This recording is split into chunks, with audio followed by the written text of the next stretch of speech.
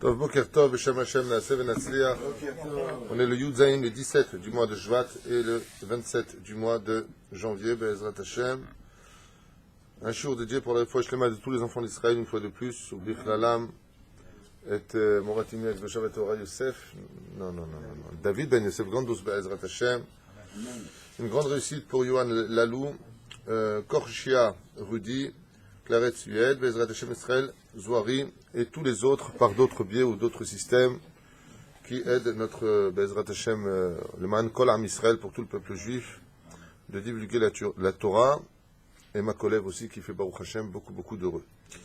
On étudiera aujourd'hui dans nos sages racontes sur la paracha de la Shavua, paracha Yitro, Kohen Midian, Midgayer.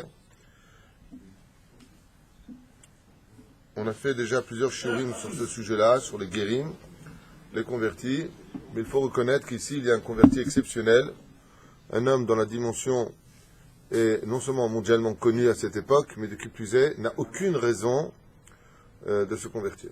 Aucune raison. Pourquoi? Parce qu'il a tout. Il a tout. Est-ce qu'il est aimé? Il l'est. Est-ce qu'il a besoin pour cela d'argent? Il est milliardaire. Est-ce qu'il a besoin d'un problème de santé? Il a la santé. Est-ce qu'il a un problème physique? Il est beau gosse. Est-ce qu'il a un problème quelconque? Non. Est-ce qu'il voulait se rapprocher de Dieu? Il était le prêtre d'Avodah Zara, reconnu de toutes les nations du monde comme réunissant toutes les Avodah Zara du monde, c'est-à-dire toutes les idolâtries. Chose que jusqu'à aujourd'hui, on n'a plus jamais retrouvé un homme représentant toutes les Avodah Zara. C'est-à-dire, ça n'existe pas. À cette époque-là, Yitro était considéré comme étant le pape par excellence de toutes les religions existantes sur Terre. Tout le monde se référait à lui et tout le monde lui versait son argent à lui. Donc c'était un homme qui n'avait aucune raison de se convertir au judaïsme. Et il ne l'a fait que par rapport à un amour et une décision qui allait lui faire perdre, petit 1, tous ses amis, petit 2, tout son argent, petit 3, tous les honneurs et les respects, patati patata. Et tout ça pourquoi? Tout ça pourquoi? Pour être juif. Yitro fait partie des gens, un petit peu à l'image de Hagar, princesse d'Égypte, fille de Pharaon, qui ont dit: combien de temps on vit sur terre? Mali velaïnian azé. Quel rapport? J'ai envie et je veux être juif. Je veux comprendre que je suis obligé de passer une frontière pour récupérer un niveau spirituel qu'on appelle l'âme juive. Le jour où on passe au mikvé, on récupère cette âme-là pour devenir quoi? Un homme libre. Et quel rapport? Ça veut dire que les autres ne sont pas libres? Comme je vous l'ai déjà expliqué, d'être juif et d'être non-juif, c'est une question de libre arbitre. La dose de libre arbitre quand on est juif est plus élevée que celle de celui qui ne l'est pas. C'est pour ça que, comme vous le savez, il arrive très souvent que quand des gens veulent se convertir au judaïsme, avant la conversion, les premiers à la synagogue, les premiers à mettre la table souda shlichit, attention, il faut croire en Dieu, il n'y a que le Shabbat, il n'y a que la kashrut. Ah, le mec, qu'est-ce qu'il va devenir tellement il est religieux? Et voilà qu'une fois qu'il est converti, mais dis-moi, toi, t'étais pas Shomer Shabbat? Ouais, tu sais, on tombe. Dis-moi, toi, t'étais pas en jupe tout le temps, tu faisais de la morale aux autres, mettant ton pantalon en tights. Makara, je sais pas, il s'est passé quelque chose en moi. Le truc, il est parti. Il est trop. Lui, il est exceptionnel. Non seulement il était goy gamour, mais en plus de cela, hormis d'être un non-juif complètement, ni de père ou de grand-père ou d'arrière-grand-père, juif, rien. Il est devenu juif, et il a encore plus servi Hachem avec son libre arbitre que quand il était goy. Akadosh Baruch Hu, quand il voit des gens comme ça, et c'est choquant, peut-être une des parachutes les plus importantes de toute la Torah, le don de la Torah pour lequel le monde a été créé, il dit: je veux mettre ma Torah sur le nom de ce goy devenu juif. Paracha de Yitro. C'est exceptionnel. Peu importe qui tu es, peu importe ce que tu fais, si tu mérites que Dieu mette ton nom, son nom, sa Torah sur toi, vous vous rendez compte? Yitro. C'est extraordinaire.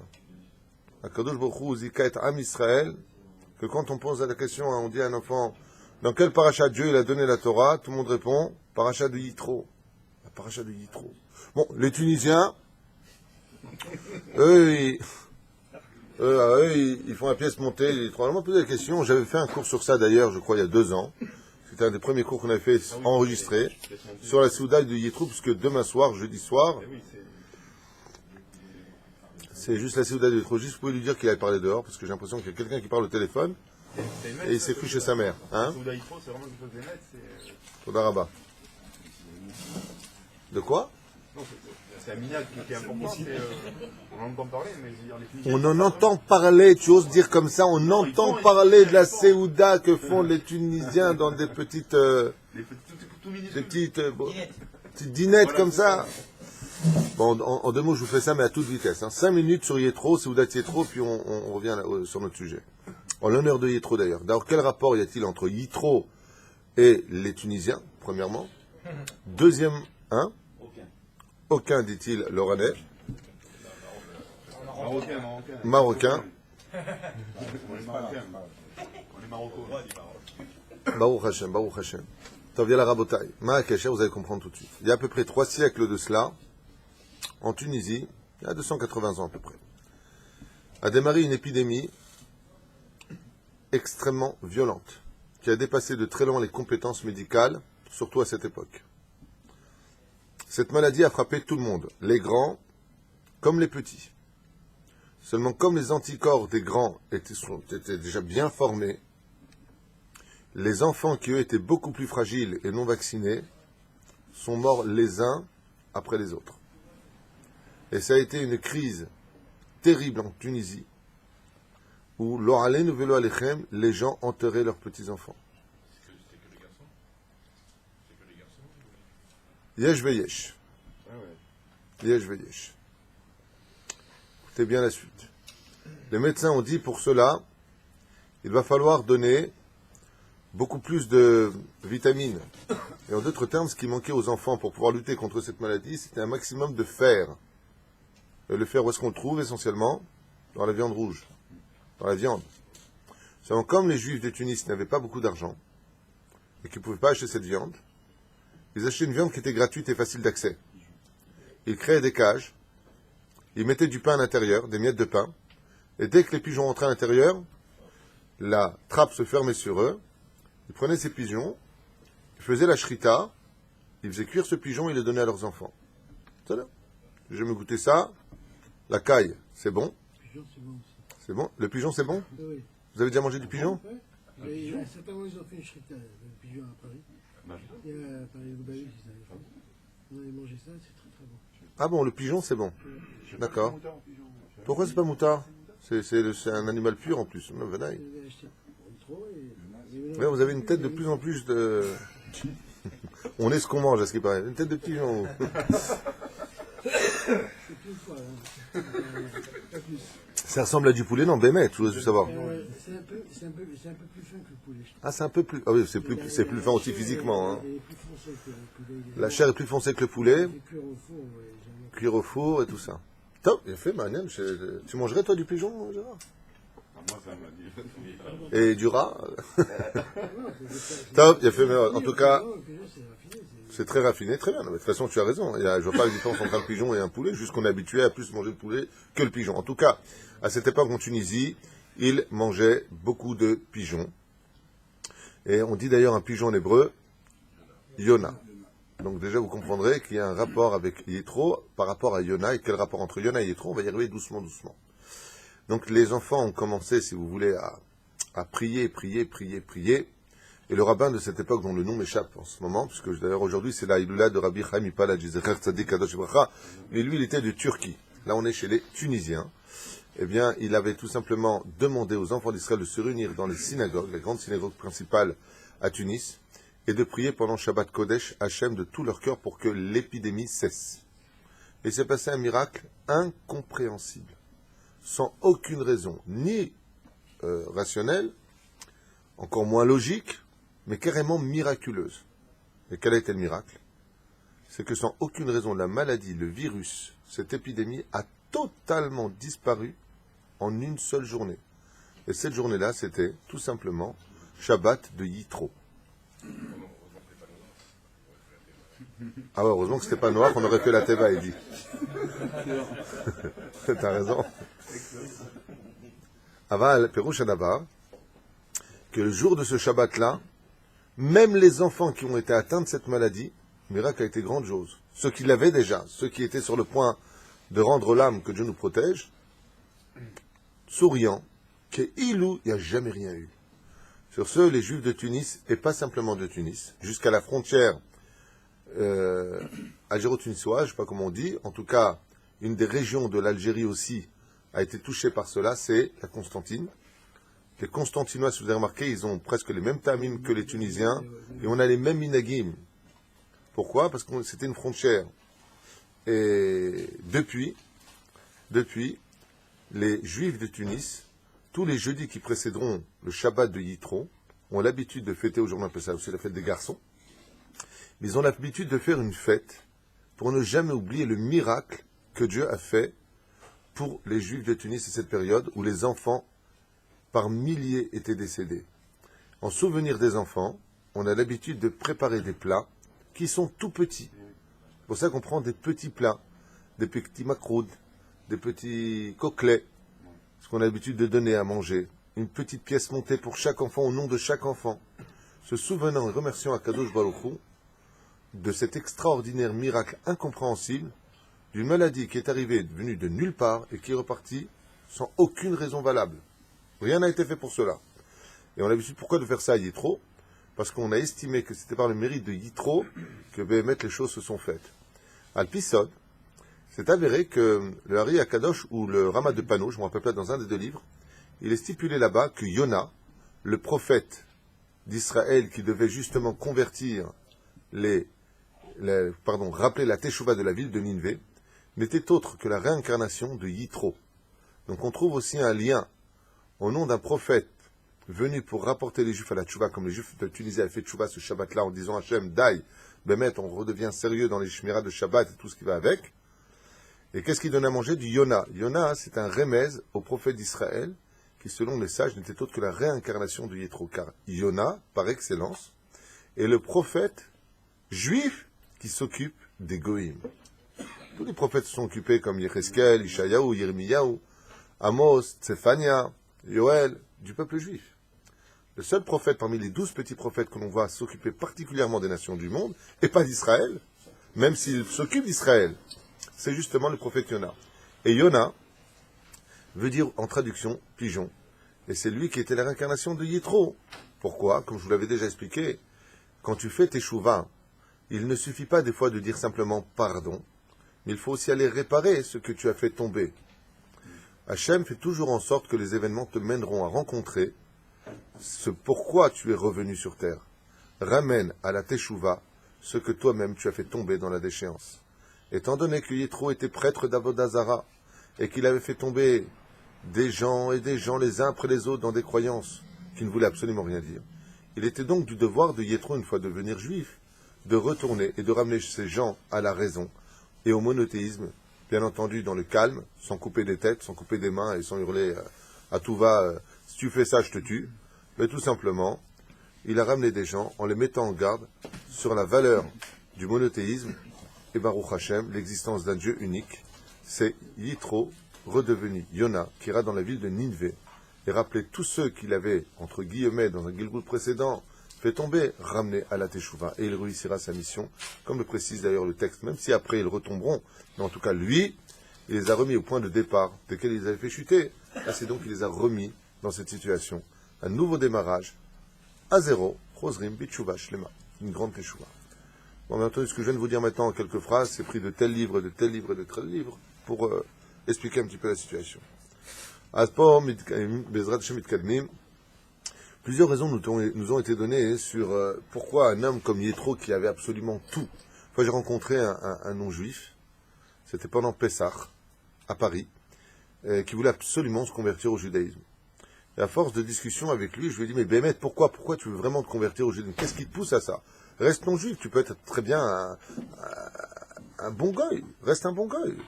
T'aimes bien les juifs, alors justement, représente un petit peu les 7 lois noachides, de représenter pour les nations du monde un langage de monothéisme, c'est pas non plus un mauvais poste. Et tu peux manger du porc, et tu peux te marier avec qui tu veux, et t'as pas besoin de te séparer de ta femme quand elle est nida, t'as pas besoin de te mettre dans toutes ces galères. C'est là. Ah non, moi je veux devenir juif. Je lui donne-moi une bonne raison. Il m'a dit, vous avez de l'oseille. C'est pas une blague. C'est pas une blague. Mais mec, ça veut pas dire que chaque... Non, attention. Sa cavana, c'est qu'on ait une neshama qui vient du même milieu que l'argent. Non, mais c'est vrai aussi que, Baruch Hashem, nous avons une particularité, une approche, une proximité, si vous préférez, avec l'argent. Ah bah, j'ai pas dit l'égoïme, j'ai dit ce goy particulier, tout comme tu peux avoir un juif qui va vouloir devenir autre chose. C'est pas une critique sur l'égoïme, pas du tout. Comprenez-le bien. Je parle de cette rencontre. Pourquoi je parle de cette rencontre précise? Il y en a d'autres qui se sont convertis au judaïsme vraiment par amour pour la Torah, qu'on se comprenne bien. C'est un peu cliché, quoi. Non, c'est pas spécialement cliché. Non, les juifs ont dosé. Non, c'est pas spécialement cliché. Il y a beaucoup de non-juifs qui vont se convertir parce que leur mari, leur futur mari est juif et il se mariera pas si elle n'est pas devenue juive, donc elle va se convertir parce que pour elle c'est une formalité. Il peut y avoir ça, on n'est pas là pour juger. Ah bah, se convertir, ouais, sans aucune raison, comme par exemple j'ai rencontré un couple de vieux, un non-juif et une non-juive. Ils voulaient se convertir au judaïsme. C'est moi-même qui les avais amenés au Beddin pour la conversion. Et il m'a dit, Lama, t'as vu Otam, le Dayan m'a dit, je lui ai dit, parce que trouvez-moi une seule raison pour eux de vouloir se convertir à leur âge, alors qu'ils vivent ensemble depuis toujours, deux non-juifs. Il m'a dit, Atat Sodek. T'as raison. Les mecs sont tous vieux. Qu'est-ce que vous voulez être juif? Se convertir, comme Yitro, c'est un degré qui est très rare, malgré tout. Se convertir uniquement par amour des mitzvot de la Torah, sachant qu'en convertissant, tu vas tout perdre, tout perdre. Tu perds ton poste, tu perds ta maison, tu perds ton argent. Tu retournes un peu de l'état le plus haut à l'état de nomade sur terre, non plus référencé par personne, et encore pas où tu vas, on va te lancer des tomates et des machins, parce que quoi, ouais, tu nous as amenés dans cette situation, et ben sauf t'as laissé tomber, t'es devenu juif, sale juif. On retourne un petit peu dans cette situation très délicate. Et avec tout ça, garder cette Torah-là, et non seulement de garder cela, mais de donner des conseils à mon cher Rabbeinu. Et des conseils qui seront notifiés par la Torah. C'est pas stam des conseils. L'Hétro n'est pas simplement une personne qui se convertit. Il est celui qui se convertit. Et aussi, il y a un petit peu l'image de Antoninus, empereur de Rome, ou de bien d'autres convertis, comme Shmaya Aftalion, qui, Baruch Hashem, vont être une lumière pour le peuple juif. C'est quelque chose d'incompréhensible. Le but principal d'Israël dans sa création en tant que peuple est d'éclairer les nations du monde à la vérité sur terre. C'est un des postes que nous avons à remplir, une des obligations de notre peuple, de chaque juif. Un petit peu comme l'a été le rabbi vis-à-vis des goïms, le rabbi Moshe Ederi vis-à-vis des goïms, du Rav Shach vis-à-vis des goïms, les présidents, les ministres, Manitou Alav Shalom, à son époque, je crois que c'était président du Congo, je ne sais pas quel bled d'Afrique, ne faisait rien sans l'appeler en lui demandant des conseils. Il y a une situation, si vous voulez, pas d'alliage, mais comment on dit, d'association au niveau de la sagesse du peuple juif qu'on puisse donner aux nations du monde pour ramener les peuplades à Mishpechot à Adama, reconnaître le créateur du monde. C'est un des buts principaux. Bezrat Hashem. C'est pour ça que le juif se devra toute sa vie de se préserver d'une des choses les plus irréparables du judaïsme, c'est le Chilul Hashem. Heureux sera le juif qui arrivera à faire dire dans la bouche des nations du monde, Ah, Baruch Elokei Israël, béni soit le Dieu des Juifs. C'est ce qu'on voit dans la Gemara. Combien de fois, à chaque fois qu'il y a eu des occasions comme ça, la Gemara nous rapporte que Rav Intel, il avait fait ça et ça et ça, et le Goïm, qu'est-ce qu'ils ont dit? Ah, béni soit le Dieu d'Israël. Ça, c'est un Kiddush Hashem. De rapporter cet état de fait à cela. Qu'est-ce qui a poussé Yitro à devenir ce premier juif de l'histoire qui marquera carrément la Torah? Carrément la Torah. Choten Moshe Shama al kol anissim she'asa Hashem le'am Israël. Il a entendu ce que Hashem avait fait en l'honneur du peuple juif. Betziat Mitzrayim ve'ad Yamsouf. De la sortie d'Égypte jusqu'à l'ouverture de la mer. Gam al Nitzron Israël et Ama'alikim, jusqu'à même la victoire d'un peuple sorti de l'esclavage et de l'obéissance la plus totale à vaincre les Amalicites. Il y a quelque chose de curieux, parce qu'au début, Dieu, qu'est-ce qu'il a dit? Hashem ilachem lachem ve'atem tacharishun. Ne combattez pas, je le ferai pour vous. Ils passent la mer, ils sont attaqués par les Amalécites, et c'est eux qui combattent. Encore une question à poser. Shama Vamar Bilibo. Il a posé une question. Im Elokim Kogadol Yesh La'am Hazeh, Kedai She'ezov et Beti, Mishparti, Ve'arti, Itzaref Elem Ve'avod Gamani et Elokehem. Quand on veut vraiment chercher Hachem, si vraiment tu veux trouver la spiritualité, l'origine de ton âme et la vérité du monde d'en haut et du monde d'en bas, il n'y a qu'une seule possibilité. Pour cela, j'ai besoin d'une clé. Circoncision, conversion. Je veux comprendre. Je veux passer non pas dans celui qui reste passif de l'autre côté, mais je veux rentrer dans l'univers de ce que vous voyez les Juifs. Je veux comprendre. Parce que pour être réellement dans le système du peuple juif, vraiment, vous avez vu cette vidéo qui a été filmée au Japon? Oui. Non. C'est une vidéo comme ça dans la rue, je l'enverrai tout à l'heure si tu veux. C'est une vidéo qui a été faite en Chine, je crois, pas au Japon, en Chine. On demande aux gens qu'est-ce qu'ils pensent des Juifs. Ah, chachamim, chachamim. Ils disent que les Juifs, c'est un peuple intelligent, un peuple exceptionnel, mais il n'y en a pas un qui est capable d'expliquer pourquoi. Ils ont une potion magique, ces gens-là. Un peuple exceptionnel. Aux États-Unis, c'est pareil. Les Israéliens qui vont s'installer aux États-Unis, quand je vais aux États-Unis et que je parle avec eux, ils me disent exactement la même chose. De toute façon, vous les Juifs, vous êtes spéciaux. Vous êtes spéciaux. Ils se sont installés dans un endroit, là, Warik. Il y a même pas 30 ans de cela. C'était le comment ça s'appelle? Oui, exactement. C'est le Silicon Valley. Ça s'appelle Valley. Ouais. Là-bas, qui était là-bas? C'était le bidonville des Mexicains. C'est là-bas qu'on jetait tous les Mexicains qui venaient travailler, qui passaient la frontière, on les jetait là-bas. Si vous allez voir aujourd'hui ce que c'est devenu, waouh de chez waouh. Il y a qui là-bas? Tu n'as pas besoin de parler l'américain, ni le français. Hein. Tu parles israélien, t'es chez toi. J'ai un français qui m'a dit aussi une fois, ça me dit vous êtes spécial. C'est très spécial. Très spécial. Mais ils ne peuvent pas comprendre. Donc, Yétro, lui, il ne veut pas comprendre comme un spectateur. Il veut comprendre de lui-même. Ne m'explique rien, je dois rentrer dedans. Je veux voir ce que c'est, le juif.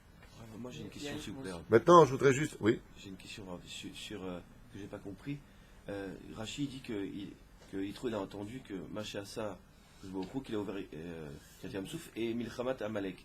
Mais pourquoi il donne que ces deux exemples? Il ne dit pas tous les miracles qu'il a fait, les Makat Bechorot, enfin, c'était même bien plus important. Il a vu tout ça. Moi j'ai une autre question. Rachid donne deux pôles, et effectivement, tu as raison, il a aussi vu la vache rousse, il a aussi vu beaucoup d'autres choses, mais Rachid ne va pas nous faire l'énumération que les autres midrashim vont nous rapporter, pour des raisons qui sont précises. Si je réponds à ta question, on part sur Rachid. Tandis qu'à 9h moins le quart, je dois partir. Donc je voudrais juste... Dans la même Ok. question. Oh Non, là mais là. justement, c'est pas. Non, mais Oh vraiment, là c'est là. pas trop d'accord. Les événements qu'il a vus, mais on ne parle jamais du fait qu'il ait vécu, qu'il avait Moshe Rabbeinu chez lui pendant 10 ans.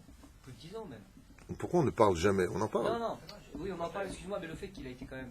Il a vécu au quotidien avec Moshe Rabbeinu, il a vu que c'était quelqu'un d'exceptionnel, il a vu tout ça. On n'en parle pas, là. On relate juste le fait qu'il a vu, qu'il a entendu le miracle. Bon, écoutez, je vois que vous avez beaucoup de questions, et des questions pertinentes. Sachez que ce que vous venez de poser comme questions sont des questions pertinentes. La tienne est un shiur, la tienne je vais me débarrasser en 2 secondes au nom du livre Memarom du Haralap Akadosh.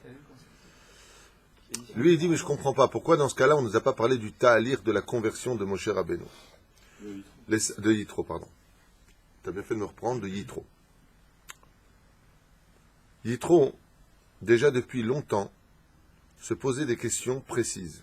Mais il voulait savoir si ça venait de son Yetzerara ou de son Yetzeratov. Il s'est passé quelque chose de bizarre, nous dit le Haralap Akadosh dans son livre Memarom, entre Moshe et Yitro. Et écoute bien ce que nous livrent les Chachamim. Yitro, en réalité, déjà depuis la sortie d'Égypte, depuis les premières plaies d'Égypte, Etzba Elokim I, soit 3e plaie d'Égypte, il a commencé à se remettre en question sur tout ce qu'il avait vécu. Parce que Yitro, la seule différence entre lui et les sages, dits, entre guillemets, plutôt les singes de l'Égypte de cette époque, qu'on appelait les Khartoumim, c'est que Yitro était empreint d'une chose qui est la plus belle qualité d'un homme, l'honnêteté. Parce que face à la mauvaise foi, il n'y a rien à dire. Ça sert à rien de discuter avec les médias, de dire que nous sommes un pays légitime, qu'on est attaqué et qu'on est en légitime défense. Ça sert à rien. Ça sert à rien. Ils vont prendre une photo d'il y a 20 ans de la Syrie d'un enfant qui vient de mourir. Ils vont faire une pub pas possible. Ils vont prendre un soldat qui s'est fait agresser. Ça, ils vont pas le montrer dans la vidéo. Il va voir le soldat quand il va répliquer. Ça, ils vont le montrer dans la vidéo. Ça va, on est habitué, c'est bon. Pensez ce que vous voulez que nous, de toute façon, vous ne changerez pas. Parce que vous n'êtes pas émette. Vous n'êtes pas honnête. Yétrou, il a cette extraordinaire capacité d'être quelqu'un d'objectif, de émette. Et il cherche la vérité. Ça, c'est une mida exceptionnelle. Quand les plaies ont eu lieu en Égypte, Yétro a déjà commencé à être de plus en plus absent dans ses bureaux d'Oved Avodazara, d'idolâtrie. Quand Moshe Rabbeinu a épousé sa fille et qu'il s'est rendu compte de la valeur du peuple juif, que ce peuple avait résisté à une mort certaine pour un peuple entier et qu'il était toujours présent, il a commencé à vraiment pâlir au ce qu'on appelle le domaine de la conversion. Et comment le Charalap HaKadosh nous parle de cela? Et il dit que quand Moshe Rabbeinu a eu ses 2 enfants, il les a disqualifiés de la religion juive. Si je peux appeler ça religion, n'est pas une religion, mais c'est pas grave, juste pour l'exemple. Pourquoi il les a disqualifiés? Parce que Beruach HaKodesh, Moshe Rabbeinu a vu que le peuple d'Israël allait faire une faute extrêmement grave, et que cette faute engendrerait normalement l'extermination du peuple. Et il a demandé à Hachem, Beruach HaKodesh, mais tu as promis à Abraham, Yitzhak et Yaakov que le peuple d'Israël ne serait jamais exterminé. Jamais. Tu peux terminer une partie. Mais automatiquement, comme une plante, tu coupes, ça repousse. Le peuple d'Israël ne peut pas disparaître de la terre. Sinon, la terre n'a pas besoin d'exister. Qu'est-ce qu'il a fait, Moshe Rabbeinu? Il a dit à Dieu, ok, mais comment tu vas faire? Il lui a dit, j'ai promis à Abraham, Yitzhak et Yaakov de continuer le peuple d'Israël, mais je n'ai pas dit par qui. Peut-être de toi, Moshe. Moshe, quand il a entendu cette nouvelle d'Il Charalap HaKadosh, et que sa femme lui a annoncé qu'elle était enceinte, il ne lui a pas dit Mazel Tov. Il a dit Ah. Quand elle lui a réannoncé qu'elle était enceinte, il a dit Ah. Elle a dit, tu fais pas la Brit Mila à ton fils? Non. Tu veux pas leur apprendre la Torah? Non. Tu veux en faire quoi? Et lui, je dois partir lécher ses Yitro. Le Charalap HaKadosh dit comme ça, que Moshe Rabbeinu a voulu laisser ses enfants chez Yétro, pensant que Yétro continuait sa Avodazara pour être certain qu'il emmènerait ses enfants dans la Klippa. Pour les disqualifier. Pourquoi? Pour que le jour où il y ait la faute du veau d'or, quand Dieu lui dit, et c'est marqué dans le texte, de toi je peux réunir le peuple juif, qu'est-ce que répond Moshe? De moi? Ils sont disqualifiés les gars. Les mains, mais le pire, c'est pas ça. Le pire, c'est pas ça. C'est que qui a douté de Moshe Rabbeinu? Yitro, nous disent les Chachamim. Yitro, il a vu Moshe qui retournait en Égypte. Il dit, mais attends, tu vois pas, celui-là, il fait de la Vodazara maintenant? Après tout, c'était le prince d'Égypte. Et monsieur est retourné en Égypte, peut-être c'est un mytho, il dit que Dieu lui a parlé. Parce qu'il n'y avait personne quand Dieu lui a parlé la première fois. Pas War Sinaï, où tout le monde a vu. Témoin oculaire d'une situation que personne ne peut aujourd'hui renier. 3 millions d'individus ont vu Dieu s'adresser au prophète d'Israël, contrairement aux autres. Mayatzamizé, que les Chachamim nous disent que Yitro, il a eu peur que Moshe fasse d'Avodazara. Et il les a pris pour les éduquer sur le chemin de la Torah. Qui fera la Brit Mila aux enfants? C'est Tzipora. Et qui va éduquer les enfants de Moshe Rabbeinu? C'est marqué où? Vayavo, Yitro, Choten, Moshe, avec Tzipora et ses enfants. Pourquoi tu as besoin de nous dire qu'il vient avec ça? Pour dire que c'est lui qui les a éduqués. Est-ce que les enfants de Yitro, de Moshe sont rejetés dans la Torah? Réponse, oui. Qui les a éduqués sur ce chemin? La mère et le grand-père. Yitro, il a eu peur que Moshe, il est peut-être de la Vodazara un peu chez lui. Il était déjà, disent les Chachamim, en phase de conversion. C'est pour ça qu'il marqué Vayavo Yitro. Il vient Yitro. C'est-à-dire quoi? Il vient. Il vient d'où? Il vient d'une décision qui avait démarré déjà à la 3e plaie d'Égypte. Il a fait les Shem Shamaï, il a fait son libre arbitrage. Donc voilà, c'est juste pour répondre à ta question, que Moshe Rabbeinu, d'un amour tellement intense pour le peuple juif, a préféré se sacrifier lui et sa descendance, comme il a dit, Machanina misifrecha, Asher Katafta. Efface-moi de ton livre, ne touche pas au peuple juif. Prends mes enfants, mais ne touche pas au peuple juif. Ça a fait de lui le leader des leaders. Non, mais c'était juste pour me débarrasser de sa question, là. Si vous levez la main les uns après les autres, on ne va pas s'en sortir. Yigal a une bonne question. Non, mais je cherche pas des bonnes questions, je cherche à faire mon texte. Yigal a une bonne question. Comment les enfants de Moshe Rabbeinu ont pu être élevés dans la Torah alors qu'ils n'étaient pas juifs? Tzipora, il n'y avait pas de Torah non plus, c'était une convertie. Il y a deux shlaves que vous devez retenir. Il y a la Torah officielle et la Torah officieuse. La Torah a toujours existé bien avant le don de la Torah, comme le prescrit la Gemara, comme Sarah qui préparait les galettes de Pessah, par exemple, pourtant on n'était pas sorti d'Égypte, c'était de Pessah. La Torah nous a été donnée en premier lieu par un homme du nom de Adam Arishon qui a reçu toute la Torah, les Shamra ou le Ovda, Mizvot Aseh, Mizvot Lo Ta'aseh. Elle a été transmise 10 générations jusqu'à Noé. Noé les a retransmis à Shem. Qui fut le rave de Avraham? Shem ve Ever, qui avait créé la première yeshiva dans la ville de Sfat, selon certains commentateurs. Cette Torah a été enseignée. Mais étant donné qu'elle n'était pas encore officielle, il y a eu des entrailles, des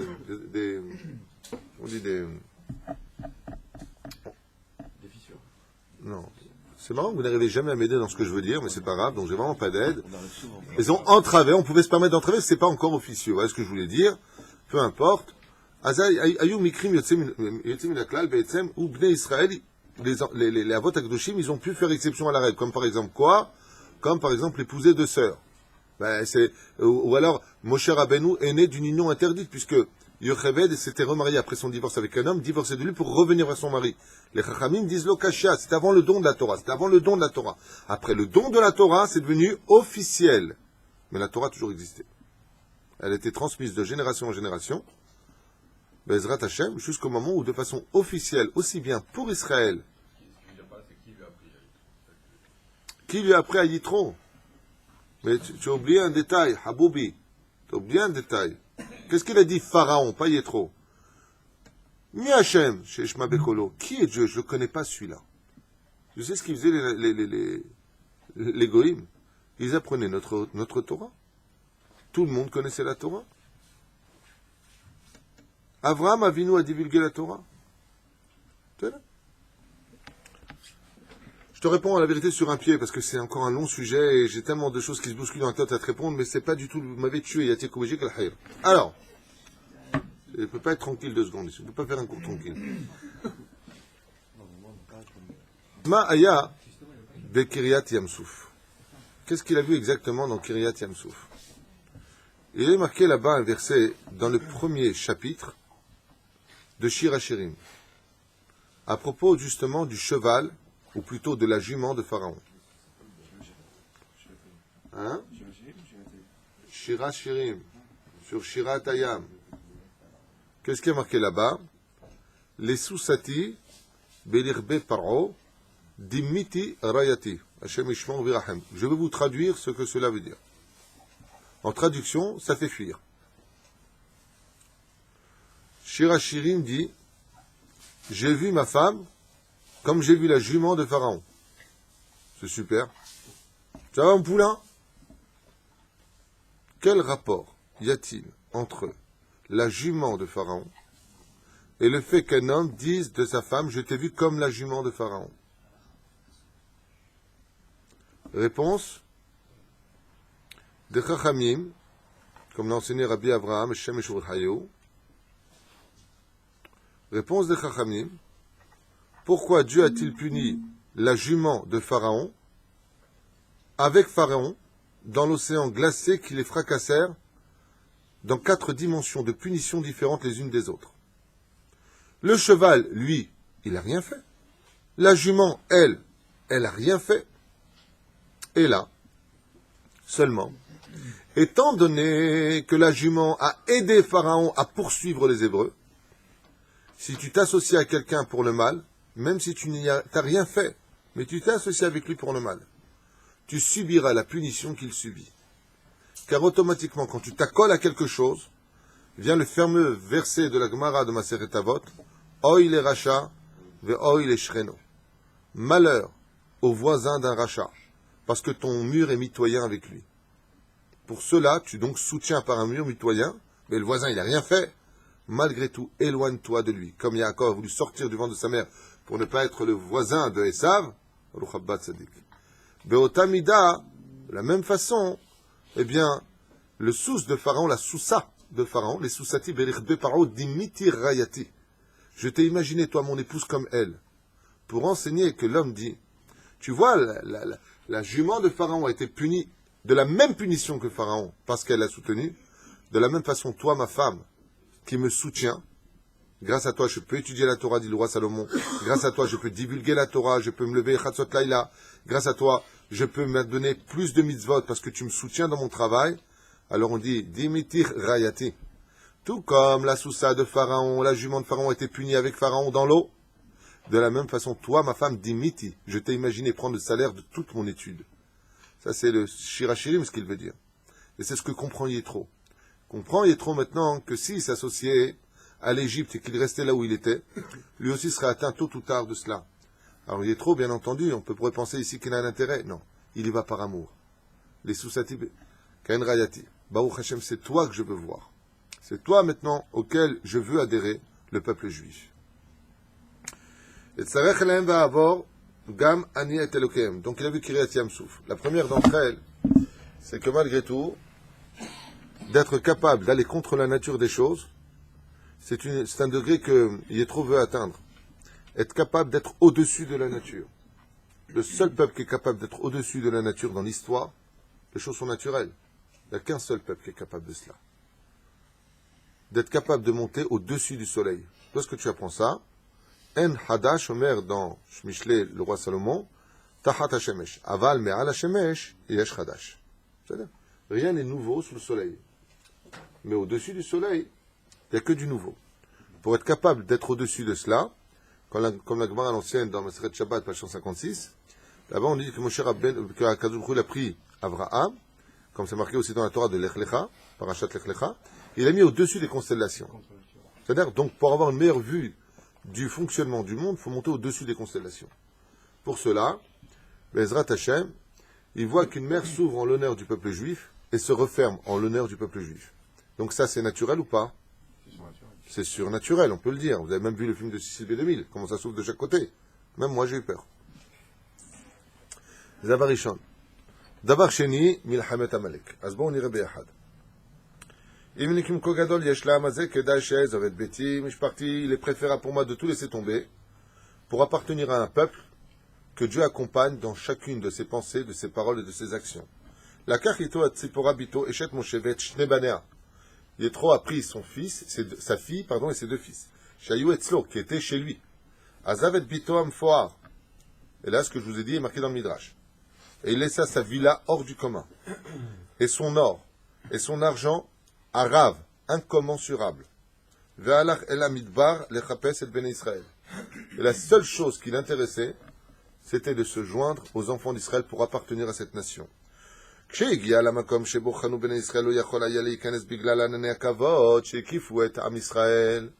Maintenant, quand il a voulu rentrer, il n'a pas pu rentrer. Pourquoi? Parce que, comme on le fait dans les Soukhot, les 7 nuées de gloire entouraient le peuple juif et s'est retrouvé face à une nuée de gloire qui lui faisait barrage. Kechoma. Mais à ça, qu'est-ce qu'il a fait?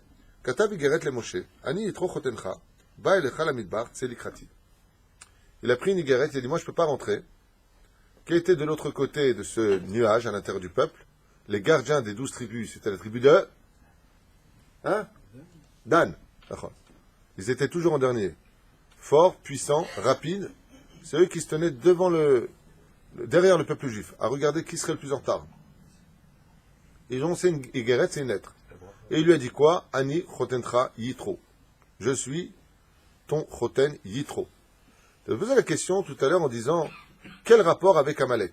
Et alors, elle a entendu la guerre d'Amalek. On sait que les Amalécites, c'est des fous. En quoi Yitro se sent-il concerné par la guerre d'Amalek?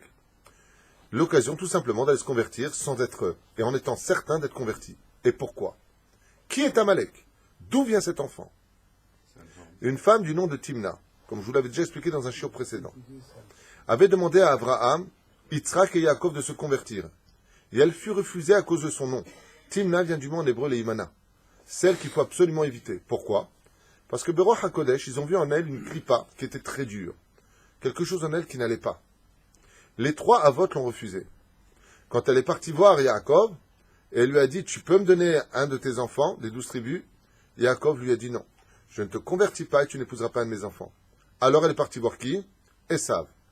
Et elle a dit à Esav, alors que c'était une femme mariée, je veux absolument appartenir à la naissance du peuple juif. Et Esav lui a dit, prends un de mes enfants, une des descendants, je ne me rappelle plus du nom d'un de ses fils qu'elle a épousé, mais non. Mais elle va aller par la suite avec un homme qui étudiait la Torah. Et pourquoi elle est partie avec lui, Timna? Parce que comme Eliphaz, fils de Esav, étudiait la Torah chez qui? Chez Yaakov Avinu. Elle a dit, mais moi, je voulais appartenir à la descendance d'Israël pour la Torah. Donc, qu'est-ce qu'elle a fait, elle?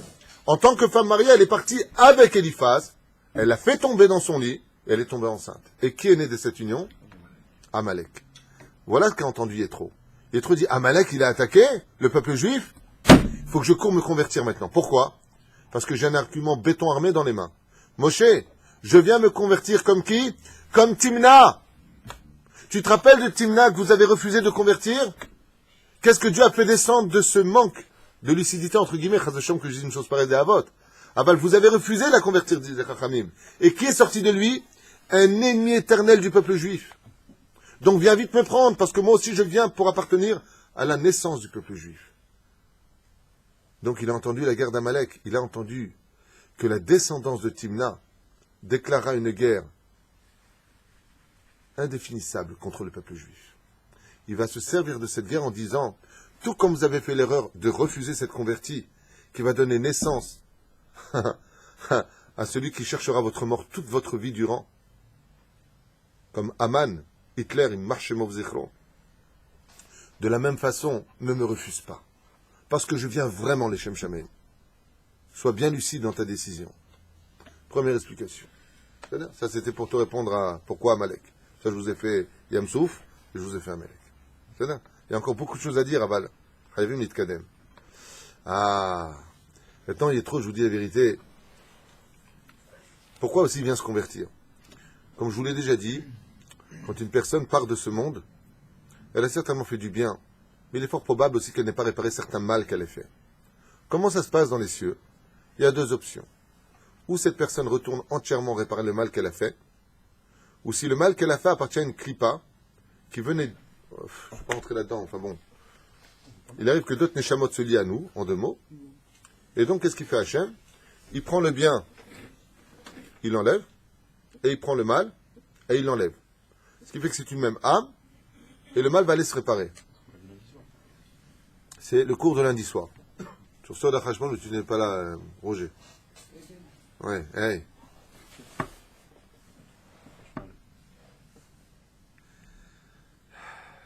Yétro, il a 7 noms. Rachid les cite. Et un des noms de Yétro, c'est comment? Kini. Kini. Kini, si vous regardez bien, ce sont les lettres du mot Caïn. Et Moshe, c'est la réincarnation de qui? De Evel. Moshe, c'est Hevel. Yitro, c'est Caïn. Qui a tué l'un? Caïn a tué Evel. Qui a fait du kitroug? Qui a fait de l'accusation? C'est Caïn sur Evel. Vient Yitro, et quand il prie dans le désert, il demande à Hachem de lui éclairer les yeux. Il se rend compte, Yitro, qu'il n'est autre que la réincarnation de Caïn. Alors il vient et il envoie une iguérette à Moshe. Et qu'est-ce qu'il lui dit? Il lui dit pas, c'est Yitro. C'est très bien. Comment il s'appelle ton beau-père? Lequel? Ton beau-père, je vais lui dire à ta femme. Il s'appelle André. C'est André ton beau-père? C'est André. Pourquoi il dit pas c'est Yitro? Il lui dit Ani Chotencha Yitro. Parce que les initiales de Ani, Aleph, Chotencha, Het, Yitro, Yud, forment les initiales du mot Achi, mon frère. Tout comme je suis venu et que je t'ai retiré la vie une époque, laisse-moi rentrer pour me réparer, lui dit Yitro.